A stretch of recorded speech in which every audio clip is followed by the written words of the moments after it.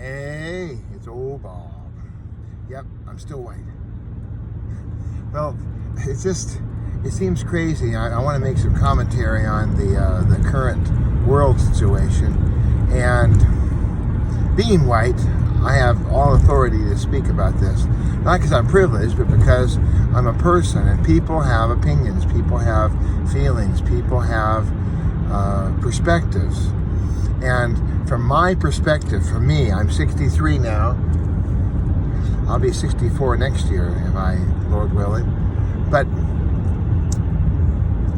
I know that there are Latinos, there are Asians, there are Native American people, there are African American people, there are people from every walk of life that live around me. The guy just zung by a little Mini Cooper. I don't think that Shaq is in that Mini Cooper, but there are people everywhere that are all around me, and I live with people. And I don't look at the car and go, that guy black? Are they black? I'm not scanning my horizon for black people. I do notice when I see an African American, a black man, I look him right in the eye, get my hand out, and I go, hey, how's it going? Good to see you. I make sure that's my way of saying I'm sorry for the trouble that y'all have had,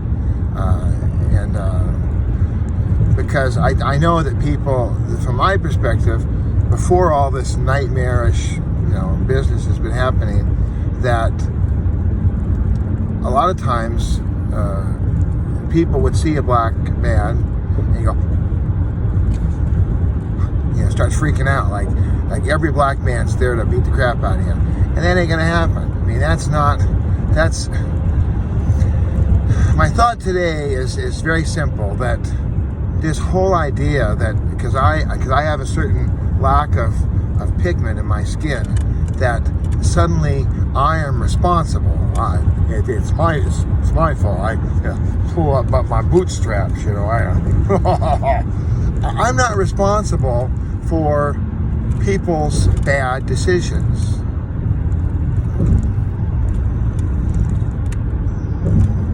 I, Robert, am not responsible for people's bad decisions.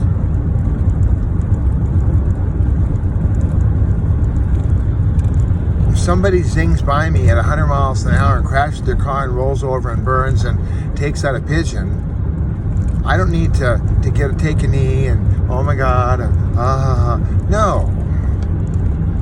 I didn't tell that guy to go that fast.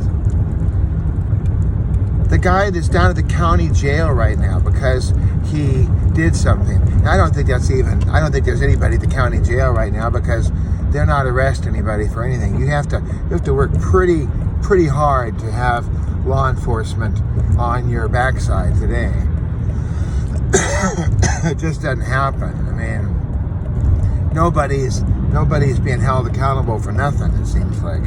And of course, me, the old man, yes, I'm being held accountable. I've still got my situation that I've got everything else cleared up, but I can't get this last little over the hump.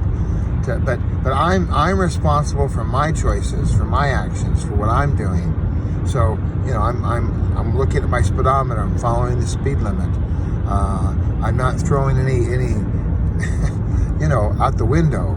I did stop by a trash can and I put the bag in the trash can. I put it in the trash can. I didn't throw it at the trash can or just. No, that'd be a bad decision. Has Robert ever made a bad decision? Yeah, I've made my most horrendous decision.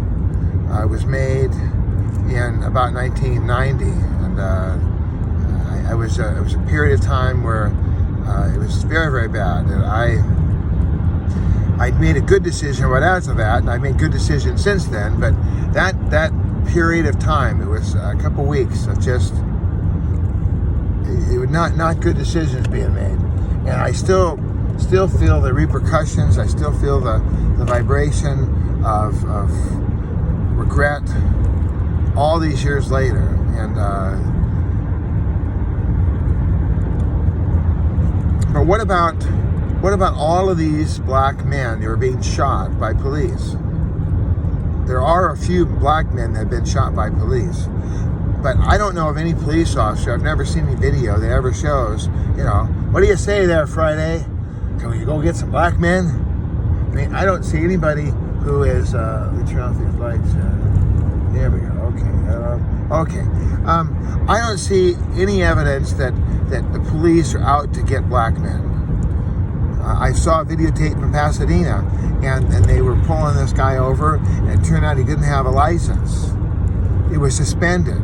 Wasn't supposed to even be driving. Well, there you go. I mean, if you're not supposed to be driving, then you don't drive. You take an Uber, you do any number of other things. You take a wagon, you get a bicycle, you do something, but you don't drive. But this guy was driving. And then the buddy next to him, and these are both African-American black men. And I don't know why I can't make up my mind here, black or African. I want to be real politically correct here. So, but the guy next to him, he had a gun. All right. So it turned out the gun was not registered, or it was illegal, it was stolen. There was something dirty about that gun. And the guy had the gun. So he can see where the clock is turning. He can see what's happening with that gun, and he think, you know what, the cops are going to nail me on this gun. I better get the hell out of here. I better just run. So he jumps out of the car, and the cop can see the gun in his hand, and he's running, and he turns around with the gun, and they shoot him, and he dies. That happened in Pasadena. I saw the tape. So the police are supposed to just stand there and go, well, I'm a white guy, so I just, go ahead, just take your best shot, pal. What if he hits him in the face? What if he hits him in the leg? What if he dies? I mean, the cop to die. So he's just supposed to let the guy run around. And then what if the guy with the gun is maybe he's in the neighborhood there to go and kill someone. Or, I'm writing in something that wasn't in the script, but why does the guy have the gun? Well, everyone needs a gun because, it's a dangerous place. And I don't have a gun. And my wife has asked me to get a gun, but I think it's very dangerous. I think it's more dangerous than it's worth. I mean, I don't want, some night, Mrs. is real upset at me and she takes the gun out and she's like, I'm going to kill you. And the gun goes off accidentally. I mean, there's that Olympian guy, and he thought someone was in the house, and he shot several times because he was freaked, and it was his girlfriend, remember, and he killed the girlfriend. There's a lot of possibilities with having a gun around. So I'm not trained. I was trained. I was part of the NRA. I used to shoot rifles at the school, at the camp. So but back to the bad decisions. So there was another fellow who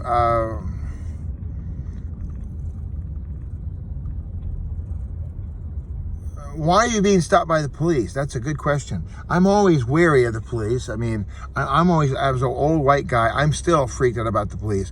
I took that class, and I know for a fact, let me just set this up here real quick. I'm going to get donuts for my family, and let's see, let me just write this down here.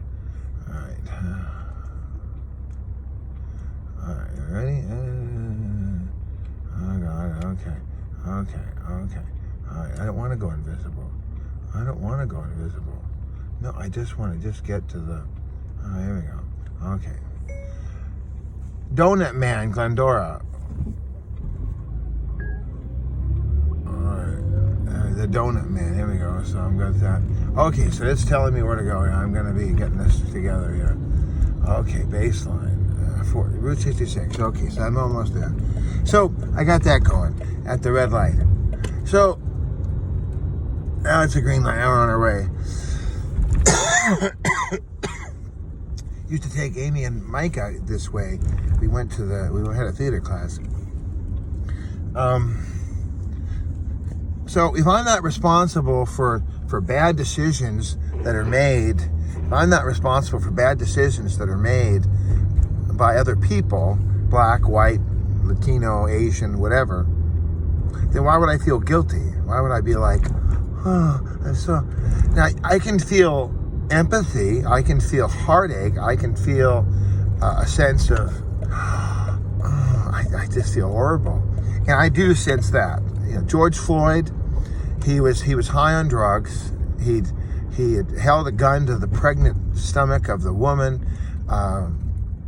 There was that guy Jacob that was just shot recently. He had stolen the keys from a girlfriend that he wasn't supposed to be near. There was a restraining order, and again, you know, then he's reaching in the car, and he had felonies, and so the police were like, you know, like freaked out about that, and like, oh my God, what's going to happen next? And so, did they have to shoot him 7 times? I don't. That's what I don't want to do with guns. I don't think that's right. But at the same time, let's just say, well, who knows?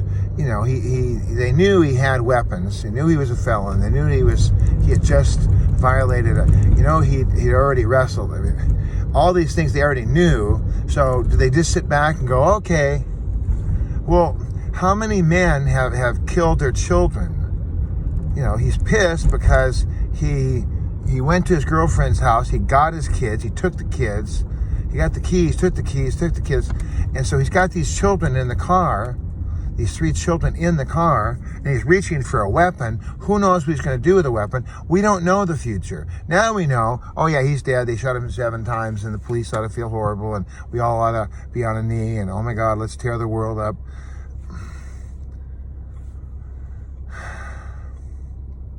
But we didn't know, and the police didn't know. They didn't know what he's going to do. He could have been there to harm the children. So they took him out because he had children. He had children right there. And he's going for a weapon. And he's already resisted arrest. He's already resisted all other attempts. And, you know, I remember I watched the Blue Bloods episode one time with a mediator, I think is what I say. She was a lady supposed to be enforcing the thing, and so I said, go to the gauntlet. And the lady said, well, I shot 3 times. And she said, no, you unloaded your gun. Oh, the stress. Well, yeah, you know, and the stress, possibly, you know, he wanted to stop him from moving, and they had tried everything.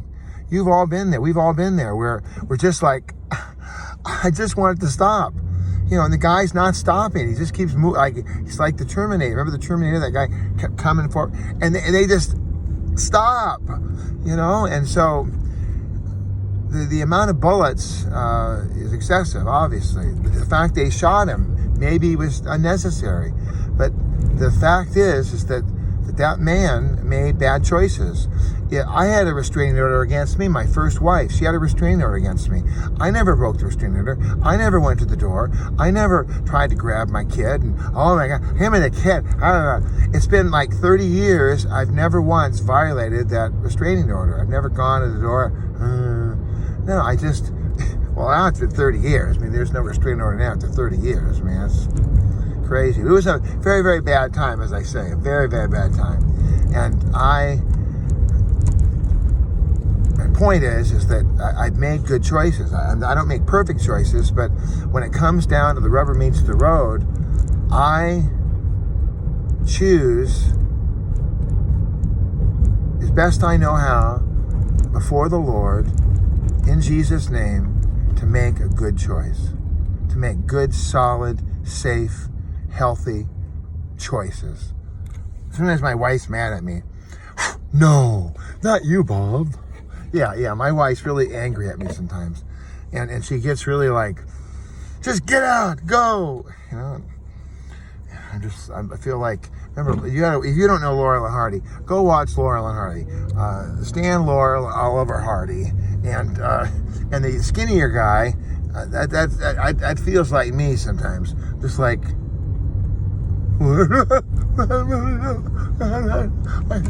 you know, and you're trying to do the right thing, but you just, that's totally me. That's like, well, I didn't, you know,